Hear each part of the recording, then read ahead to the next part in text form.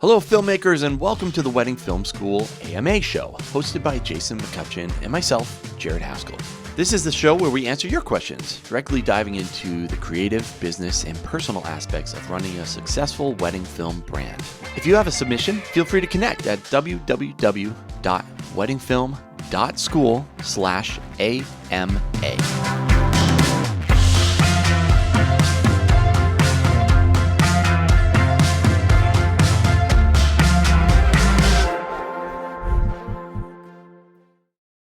Hey everyone, welcome back to the Wedding Film School show AMA. My name is Jared Haskell. I'm a photographer, filmmaker, and business owner here with Jason McCutcheon.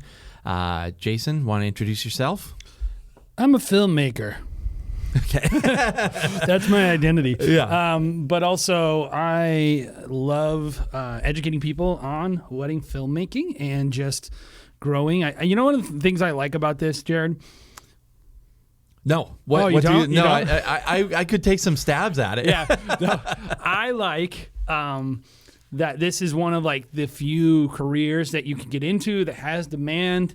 It's a growth industry, and like you can just quit your job at someday. Like just by doing something fun that you're good at. And so that's kind of what we're here for, helping people live that dream and also make better work and ultimately elevate the industry. Yep.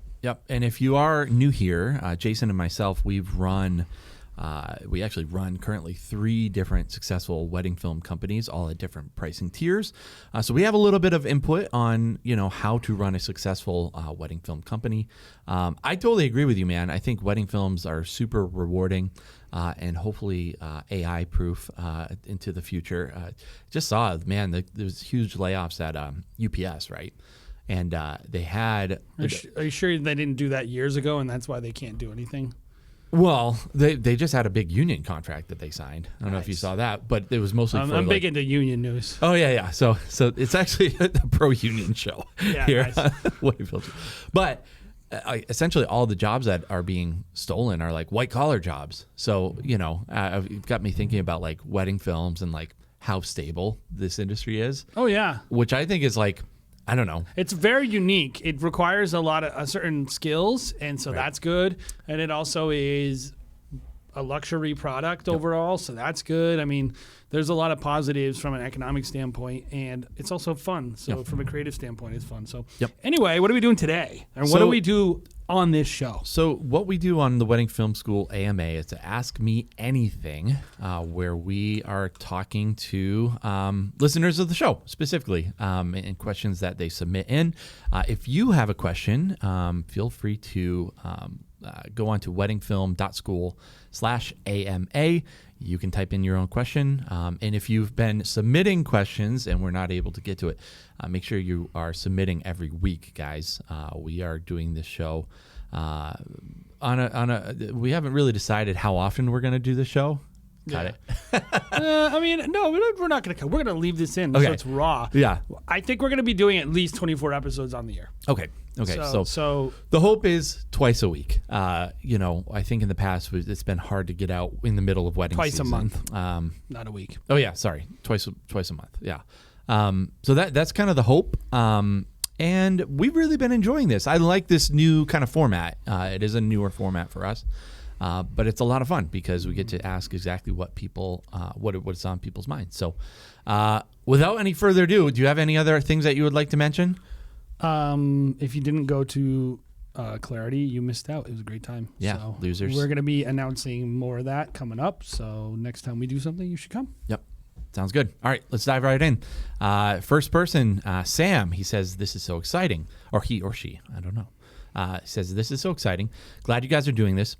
I have a question about your business model. It seems like you guys operate a pretty large team. When did you decide to do this, and how hard was it to bring on your first full-time person?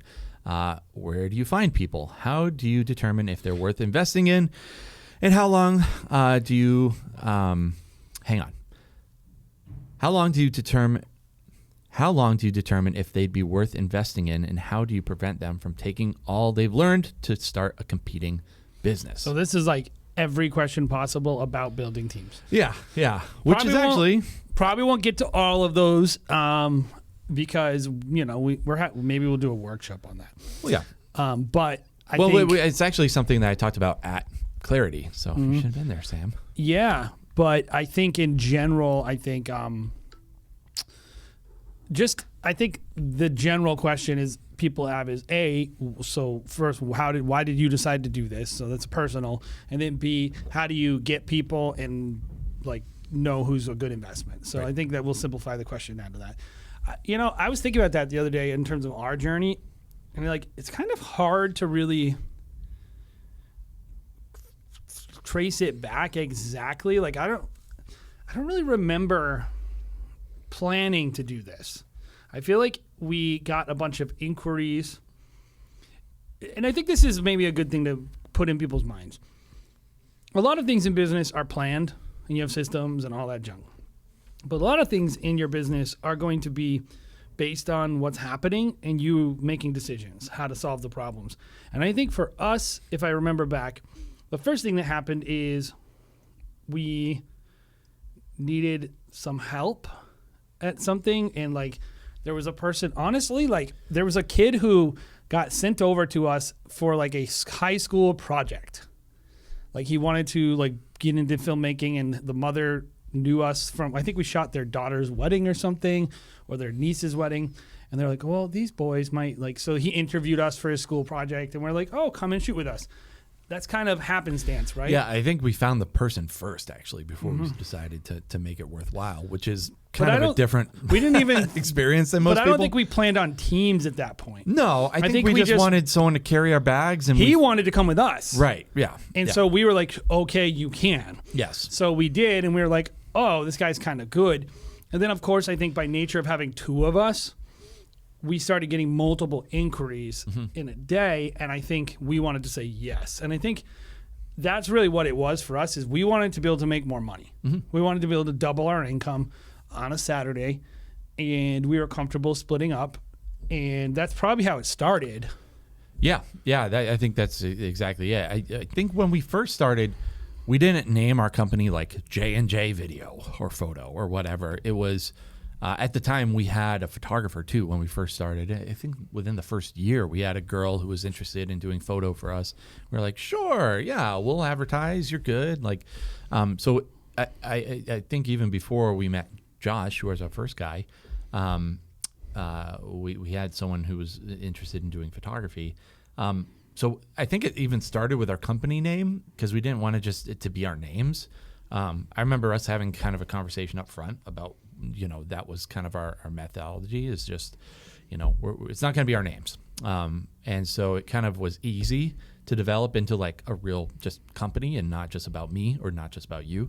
So yeah, that's kind of what started it. When it comes to, diving into the team side, like real teams, like I think there was probably was a point where we were like, let's have teams. Right. Let's go. And it was when, Josh had a certain ceiling that we were just like, hey, we either are going to let this kid shoot or not. He's really good. He could do it. People love him. He was young. So it was like, that was the biggest hump, to just be like, hey, here's a kid who looks like he's 16 years old shooting your wedding. You spent thousands of dollars on it.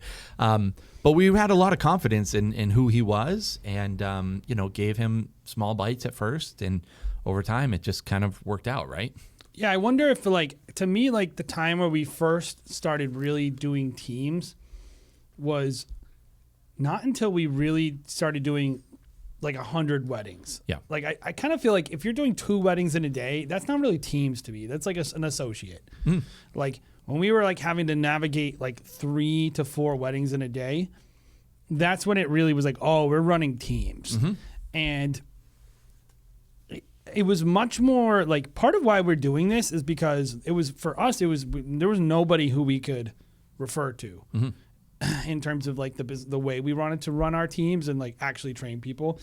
And so we were just winging it in terms of, but the only thing I'll say in our defense, or not in our defense, but in really to argue that point, we weren't winging it, is both Jared and I have teaching backgrounds. Both of us are used to working with young people. We do have that advantage. So I don't want you to think we've never trained someone. We both trained people and actually taught people how to edit and how to shoot and how to be on sets.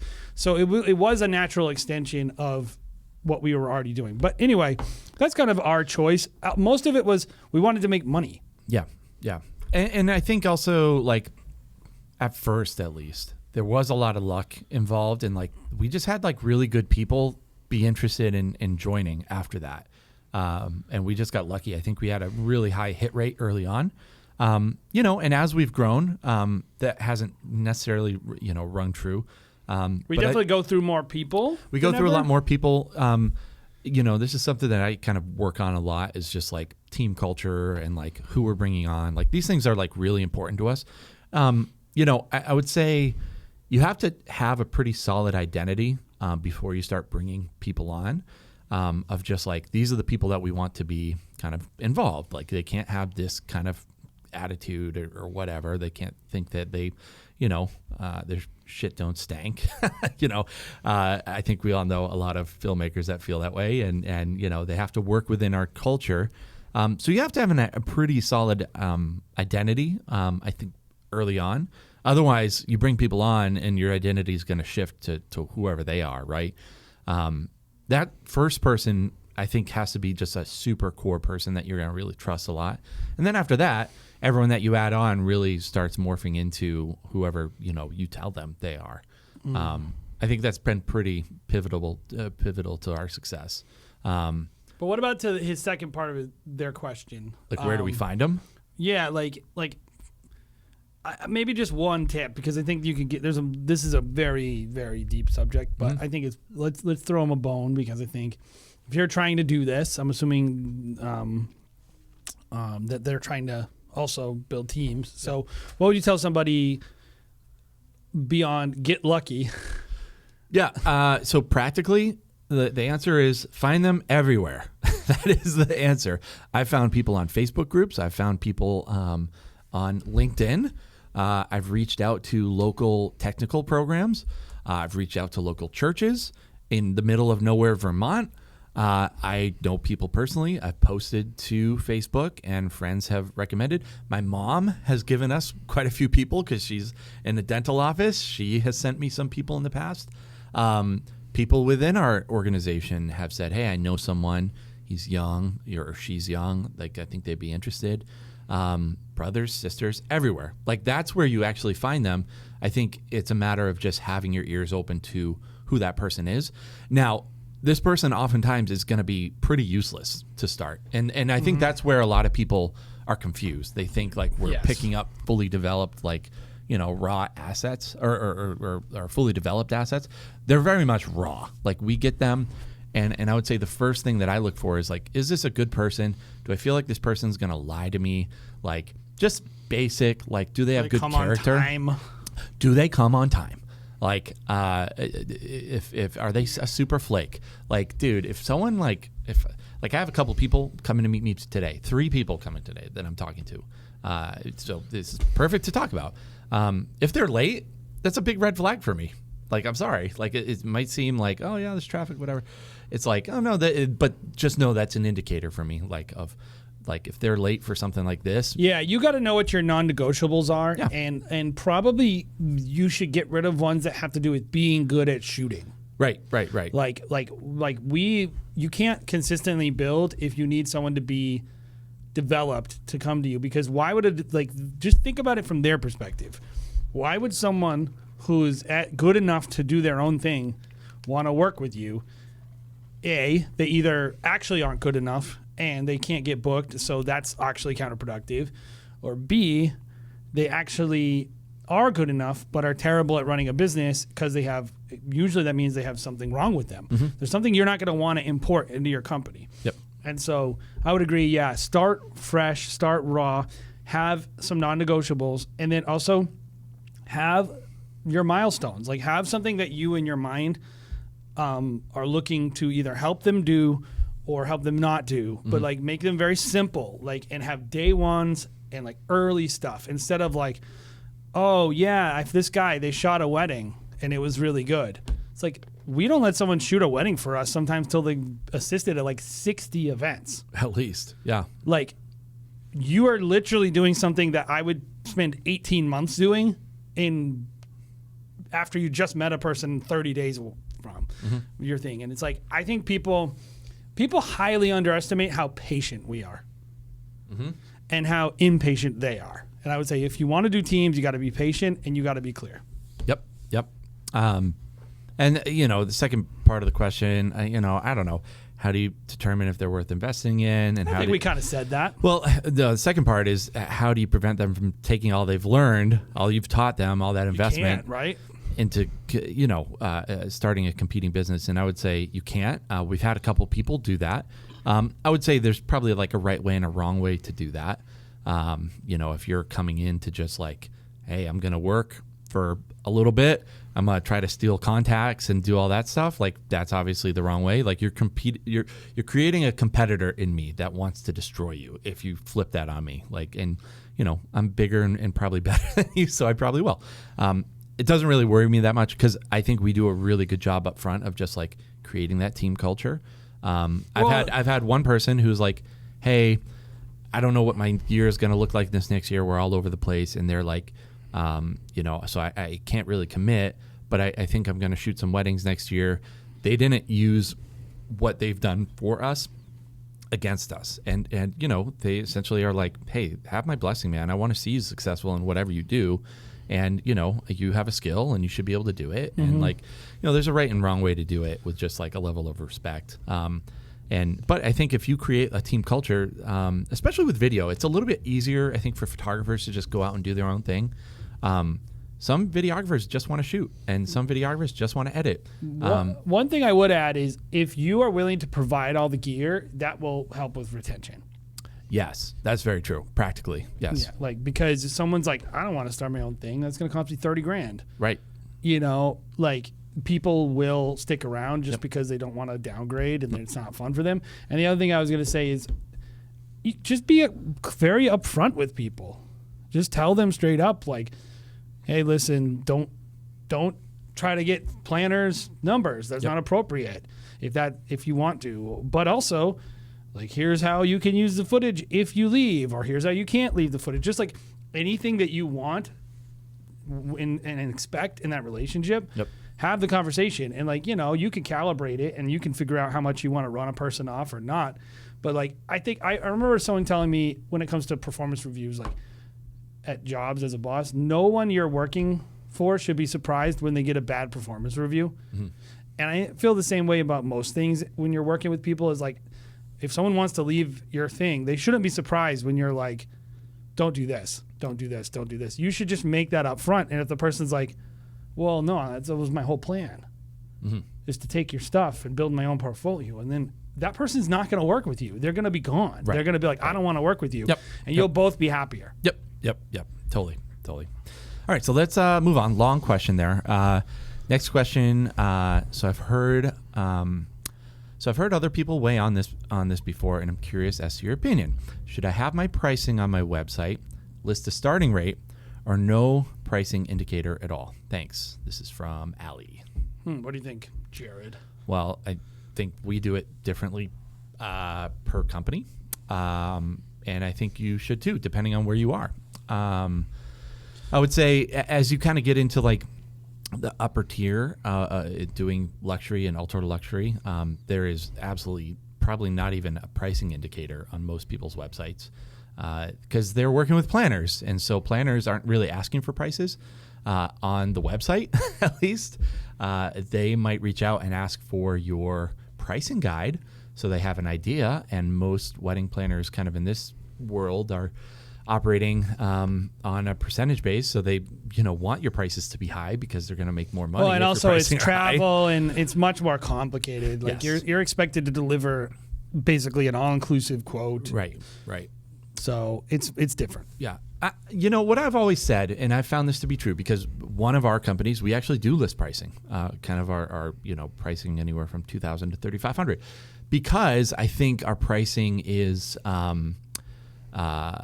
selling point for us. people look at the quality and they probably think it's more. And don't you think the customer at that price level expects it too? Yeah, it's super transparent. I was on a phone call yesterday with a planner, and she was like, "I just appreciate that it's super transparent. You see exactly what you're getting right on the website. You know, we knew it was the right fit when we reached out because the price lined up. We didn't have to do this charade of like, let's dance around the question that we really want and figure out what pricing is." They knew exactly right up front. They called and they were essentially ready to book right away. So you would be surprised how many people think that you wanting to get to know them is freaking annoying. Mm-hmm. Like nobody says this in our industry.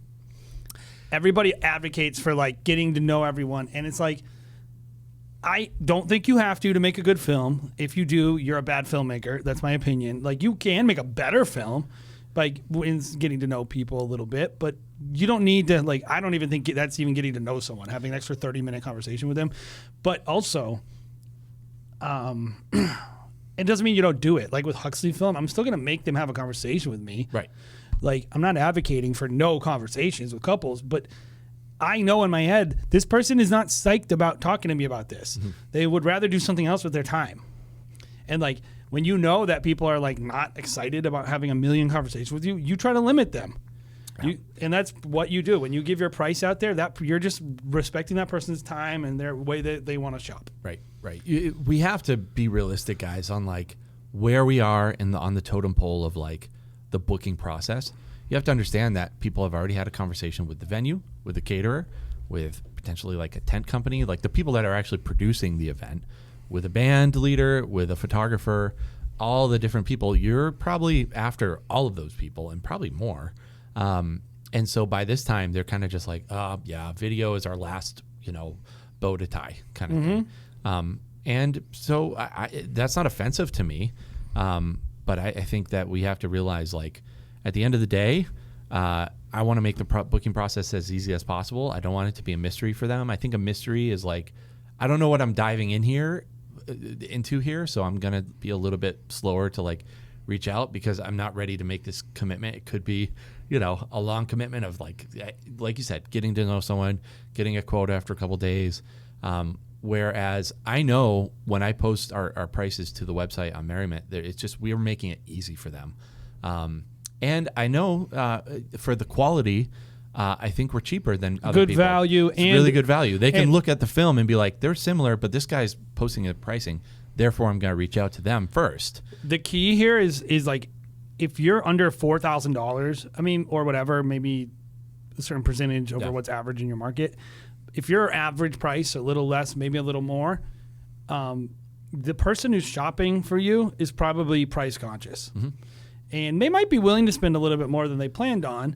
So it's not to say that they can't spend a little more than they think they should spend, but they are looking at price when they're shopping, and that does matter to them. And if you're new to this and if you're competing for those like $2,000 jobs, no shade on that. Like, that's great. You got to know, though, that you're probably an afterthought. Mm-hmm. You're probably not being booked 2 years in advance. By the way, if you are getting booked 2 years in advance, you should turn that gig down at that price point because that ain't a good deal for you. But if you're probably not getting booked, like you said, you're at the end of the booking cycle, and that person is going to be looking, right, they're shopping, and then they're going to be like, 6 months before their wedding, they have this very, very compressed timeline. They don't want to mess around. Right. They're just like, oh, yeah, this person, I can afford this person. Because the way they're shopping is, we got $2,000 left in the budget. Let's go find a videographer. Mm-hmm. That's the motivation of that shopping in that moment. And like that part of as you level up in the industry is you start being more of a priority. Yep. And so that's part of the privilege of getting better and getting more experience. A lot of people want to skip that. Mm-hmm. And it's like, if you can't book a full season with your pricing out there, probably don't change anything. Like, I think that's a big mile marker is like, you book a full season with your pricing out there. You try, maybe you don't have to book a full season, but maybe you try starting price. If that doesn't affect your bookings, maybe you have enough demand and the right audience and you can just inquire for price. But it's like, don't go too quickly on that trajectory because if you just leave your audience in the dust, like if you don't have an audience of people who are perfectly fine, like price is no object, and they go to your site, they're going to be intimidated, don't you think? Yeah, definitely. So answer is kind of depending on where you are. And that's hard to kind of gauge, especially for newbies who are newer to the industry. That's going to be really hard to gauge. But I would say, and this is probably counter to what most people would say in the industry, is like, if you're a newbie, you should probably be listing your price because it's probably an advantage for you because you're probably priced less. So next question. Dan says, newbie here. I've loved listening to the podcast as I feel totally unequipped to run the business side of my company. I'm wondering how I can differentiate myself from the competition. I've tried to do things creatively that I feel like would separate me or my films from others, but getting the buy-in from couples has proven to be a challenge. Any advice would be helpful. Thanks. Okay, so I'll take it back to our thing. Okay. Do you remember when we were trying to develop Huxley? We were messing around with a bunch of things, just from a brand identity standpoint. Mm-hmm. And I've told this story before probably, but we made this film. Like, we got this person reach out, and they're like, oh, we want to do, like, it was a COVID wedding, and we were like, well, we're doing this thing. Can we try whatever we want? Yeah. And they were like, yes. And we did this edit, and it was pretty cool. I think it was a pretty cool edit for, like, a really weird 2-person micro wedding. Not weird because of them. It's just, like, when I think back on those micro weddings now, I'm like, so weird. Like, what a weird product. Yeah. Well, we tried something, and do you remember, like, that person's response was like, I don't want this. I want just, like, a chronological, boring wedding film. Yeah. And like, I would say, it wasn't really eye-opening for me, but it's a good example of, like, you don't want, like, when you're experimenting with differentiating yourself, you also need to realize, like, probably the average shopper who's like, and I know, like, that bothers people when I'm talking about, like, they're shopping. They're just people looking to hire a wedding filmmaker. Probably just want the same thing that they saw. And there's a sameness to it. And it's like, a lot of people, I think, are tempted to abandon that because it bothers them. And I'm like, be careful. Right. People do not care. We might get killed for this, but your average customer does not care about your films being different. I don't think. Just from experience, some do. I'm sure there's a person. I'm sure there is. But I would say, especially if you're starting out, this is how you differentiate yourself: is you do exactly what you say you're going to do. You do it in a timely manner, and you're a professional. That will differentiate yourself from other beginners in the industry because, believe it or not, people that first start their businesses are really bad at it. They're bad at delivering what they say. They're bad at communicating what they're delivering. They're bad. I would say just do a solid job. Don't try to create some avant-garde wedding film. It's not important. What is important is that you have a good structure, you work on your business, and you just make your clients happy. Yeah, I would say the weirdness stuff, here's what I'll resonate with, Jared. You got to make what you feel good making, not just emotionally, but like what you feel you do best. Right. So say you're like, oh, I'm like an edgy person. I used to shoot hardcore concerts, and so my films are going to have a certain edge to them. Yep. And that's not for everyone. Like, I don't think you should try to jam yourself into a mold and something you're bad at. Do what you're good at, and it might be a little bit weird. Totally. That being said, I would say if it's too weird, that just be prepared for the negative consequences of that. And if you don't want the negative consequences, part of your artistic growth is going to figure out, how do I take, and this is everybody. It's there's an ego death that comes into this, which is like, this is what I like and what I'm good at. Can I merge what the customer expects, what the client expects, with what I like and I'm good at? And the best people will do this. Like, the very best people will do weird stuff, but also somehow, I feel like it's with fine dining. Do you remember going to Birch, that restaurant in Providence? And they would have like this really weird menu, and you would get this weird, like, if you've gone to fine dining, especially like the gastronomy stuff, you'll get this weird like thing, and you're like, what is this? And then it's like, oh, it's pork or burger. But you're like, this isn't a burger. This is like, and then you eat it and you're like, oh, it tastes like a burger. Yeah.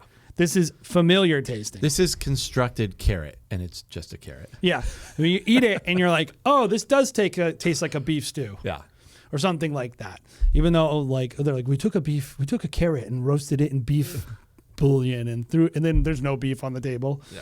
Something like that. Yes. And it's like, fine dining often is taking unexpected ways of doing, but also delivering a familiar experience. Mm-hmm. And I think that's like not weird. No one's like, I want weird food. Mm-hmm. Like there's good food and there's bad food. It's like, oh, this is weird. This Mm-hmm. I'm like, this is grass. I don't want to eat grass. Oh, it's so unique though. You're eating grass. Yeah. It's like, No, so my problem with the whole thing is like most people that are saying this oftentimes are looking at it and they're like, well, I know the stigma associated with a wedding filmmaker. Mm-hmm. I don't want to be like everyone else. I want to create my own films. I want to be seen as an artist. And a lot of these conversations oftentimes are beginners that are having it. How many times do you see people post on like Facebook? They're like, why are wedding films so much of a template? and then it's like been everyone doing it does for the same exact 14 thing. months. Be like, dude, you just started and I look at your work and your white balance is off. What are you talking about? Well, and also like your work is not good, Right. And it's exactly the same as anyone. Even the things you think are unique are not unique. I've seen 100 other people do it. Right. Like is Bottle Brush unique? Then maybe for them they are. Anyone who's copying Bottle Brush is not unique. Mm-hmm. Now they might be different than what most people are expecting, but I look at their work and I'm like, you're just copying Bottle Brush. It's the opposite of unique. You literally pick the exact same font. Yep. And by the way, Yellow font, right? Bottle Brush, and I think Grace and Andrew would be the first people to tell you, are taking their inspirations. The reason you think it's unique is because you don't watch the movies that they do, and they're cooler than you. Yeah. And they're watching Tarantino films and classic 70s, and they're drawing from a lot of inspiration. They didn't invent that either. Right. So it's like, I think a lot of this pursuit of uniqueness is kind of a waste of time. Yeah. But I think authenticity is good. Yeah. This is what I would say because it's from my favorite photography book. Chris Orwig. He writes, if you want to create more interesting art, become a more interesting person. So that's what I would say. If you want to create something better that's unique or whatever, do a good job with your wedding films, but just work on yourself, become a more interesting person, like better art, and then naturally, Well, that's I the key think too. the Is art like will follow. interesting is more important than unique. Right. Unique can just be uncomfortable and bad. Yeah. Like that's a wide range of things. I would just tell you, like, definitely be authentic, but also realize you're running a business and you said so, like, oh, I don't know how to run the business. You got to sell stuff. Right. So what sells things is good value and good pricing, good service, and like somewhere down the line is having a unique offering. Yep. And it's not irrelevant, but it's like get that other stuff right and then worry about the being unique and standing out. Yep. Good stuff. All right. Last question. Ben writes in. He says, how do you guys create relationship with the photographer? We had a couple super frustrating moments this last year with photographers who didn't give us time or any windows to shoot. I'm assuming during the portrait session is what he's talking about. They were also in many of our shots throughout the day. Sometimes feels like it's intentional. I don't hate photographers, but it gets frustrating. What do you guys do? I have many thoughts on this. And if you want to hear Jason's thoughts, tune into his other podcast with Ben Chase. That's what it's all about. Yep. Here's what I'll say. Just you're right to want to do this well because it's a very productive relationship if you get it right. There are a lot of photographers that I really love who I actually don't like how they work. There's something about it that annoys me. They're in my way. Their portrait sessions are bad. They don't communicate. I think first things first is like try to extract like what they're doing with their camera from who they are as people. Like try to get to know people as people. First of all, make just friends with them apart from those portrait sessions, and you humanize people. And like if you're like talking to somebody and you're like having a good time, and then like 8 hours into the day you have a portrait session and they're a little bit annoying. You're going to feel very differently about it than if you just started the whole day with an adversarial thought about them and waited for them to confirm your adversarial thought. Mm-hmm. So that's one. Two, just basic crap, which is shoot on a longer lens than them. This is not complicated. Like whatever learn lenses. And if they're on a 35, shoot on a 50, 85, 7200, whatever, 24 to 70, just, give yourself some reach. So that you, A, can use that compression, and B, you can shoot over their shoulder in a productive way. And I think C is like, it's okay to advocate for yourself. Like if you're not getting what you want, I don't know. Have you encountered this much? If you ask for like, hey, can I have a shot? I don't think I've ever had a person say no. No, we can't do this. I haven't. I think your first point about not creating an adversarial relationship like early on, like you have to have a good introductory kind of experience with somebody. Oh, that first 5 minutes is everything. Yeah, like and so that experience is important. Like just introducing yourself. Hey, how's it going? Like, hey, this is, I want you to be happy. Let me know, like, let's communicate kind of thing. Here's my cell phone number. Like, I even encourage our team, like, reach out to the photographer on Instagram beforehand. I try to beforehand. And don't be offended if they don't respond to you. They will feel like I've had photographers reach out beforehand and I'll respond to them every single time. So they know like, hey, I don't have any adversarial relationship or intention with you. But if I reach out to someone and they don't respond to me, almost always they'll be like, oh, I saw your Instagram message. I'm sorry I didn't respond. I got busy. I'm like, oh, no worries. Like, things are crazy. We're busy. And then they're like, okay, they're cool. Like, I like them. I owe them. Actually, I feel like they almost feel like they owe me like something when they don't respond. So I don't mind it. But they know where my heart is, which is half the battle. Like you're winning, their hearts. Yeah. So that's some of it. Like the first interaction, reaching out beforehand, like some things that you can do to just set the foundation of the day. If you're doing that, I think there are also some practical things you can do throughout the day. You mentioned one, like shooting on a longer lens. And also, some videographers really do this to themselves a little bit, where they'll set up 7 camera angles, one in the middle of the aisle, in places that, guys, I find like, it's actually mostly that they do it to themselves. Just have a little bit of intuition of like where the photographer needs to be. You need to understand, like, they're going to need certain shots. You can't set up your tripod in the middle of the aisle. The shooting right down the middle of the aisle, because the photographer's going to be there, right? You don't get exclusive rights to the middle aisle. Well, and they're not going to grab your tripod and move it for you. So it's like, and they're not going to come up to you in the middle of the thing and interrupt you and say, can you move it? I really need a shot. Yep. I mean, I think most of the time when I see people complain about this, I'm like, guaranteed you're the problem. Yeah. And a lot of times, again, it is kind of beginners that are doing that.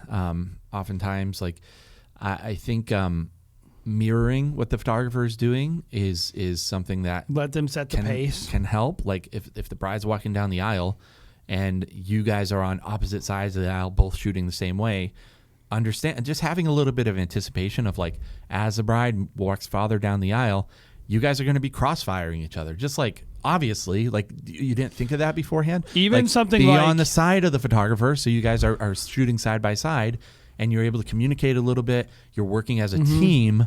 Like, these are just like obvious things to me that I'm just like, have a little bit of anticipation, right? And also just ask people, like, so I don't ask people, I don't say, here's what I'm going to do. I say, what are you going to do here? Yeah.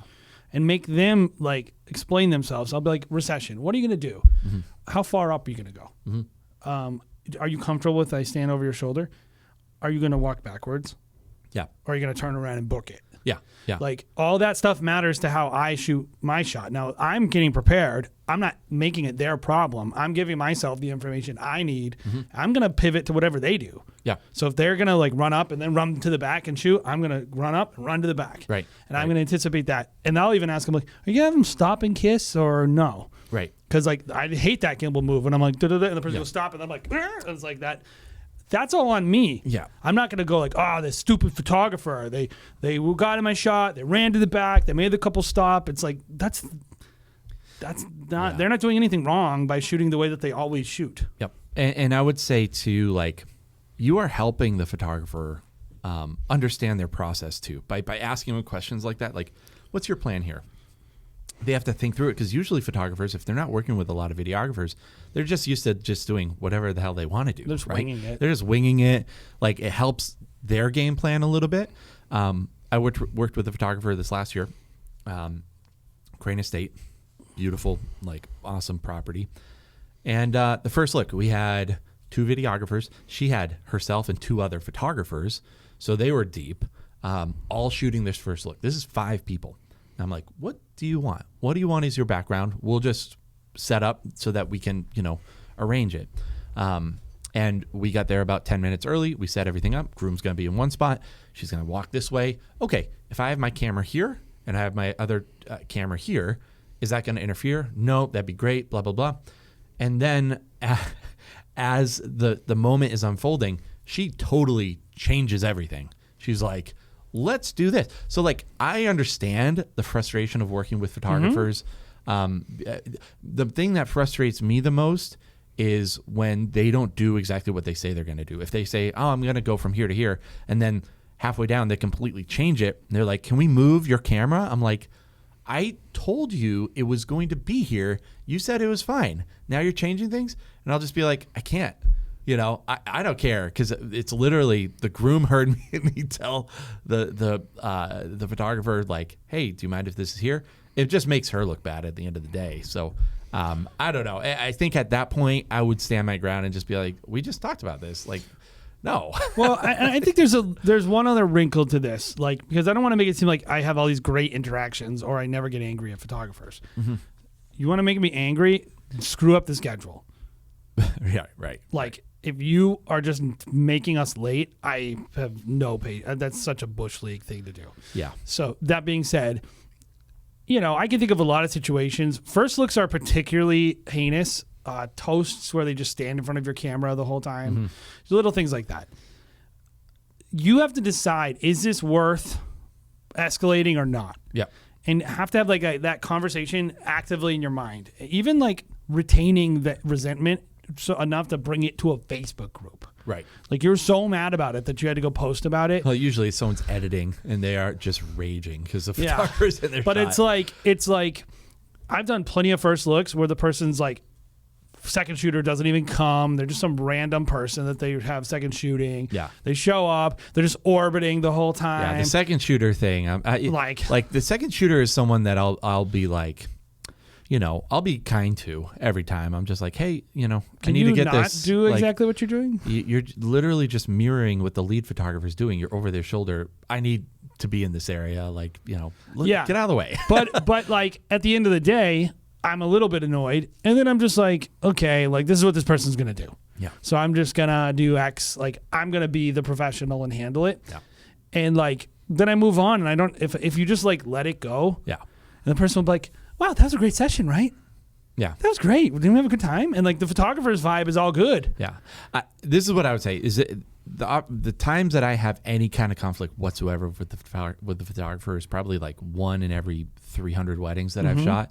I think that I've shot with plenty of photographers, and plenty of photographers who are out there have referred us who I hate working with. And that's, what's more important? Is it important that you get the work or that you have, the best experience shooting? Like, well, and that's up for you to decide. I want the money, so I'll take their referral. Even as from a human standpoint, would you rather be a person that has enough grace and class that people know that they don't think you're mad at them, even though you are? Yeah. What would be the benefit of them knowing? Right. Like, so I just think it's like, this is a put on your big boy pants moment most of the time. Yep.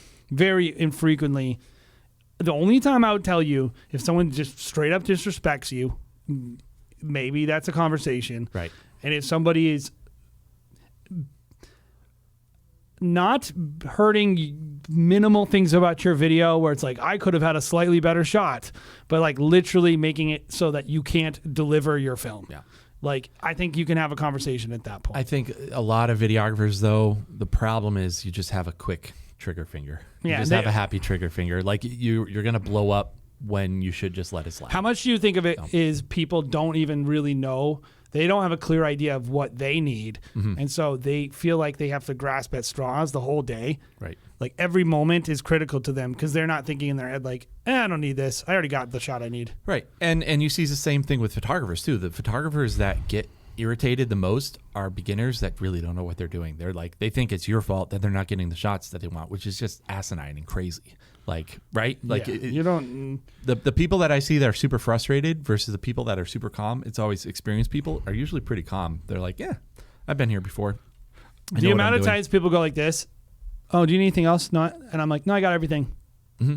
I know I got everything I need. Yeah. So like literally, I don't need to shoot anymore. I'm done. We can move on. Yeah. Like literally, like the second I move into I got what I need mode. Mm-hmm. I'm all about just creating good vibes, and I just let the photographer do whatever they want. They step in front of me, don't care. Yep. And it's like the more people would do that, the better. So anyway, hopefully you enjoyed that show, guys, and you learned a little bit. Don't forget to submit questions. Yep. Guys, and again, if you do want to submit your questions, go to weddingfilm.school /AMA. It's a slash, right? /AMA. And that's where you can ask your question to be read on the air and answered by Jason and myself. Guys, thank you for listening to this episode of the Wedding Film School Show AMA. We'll see you in a couple weeks.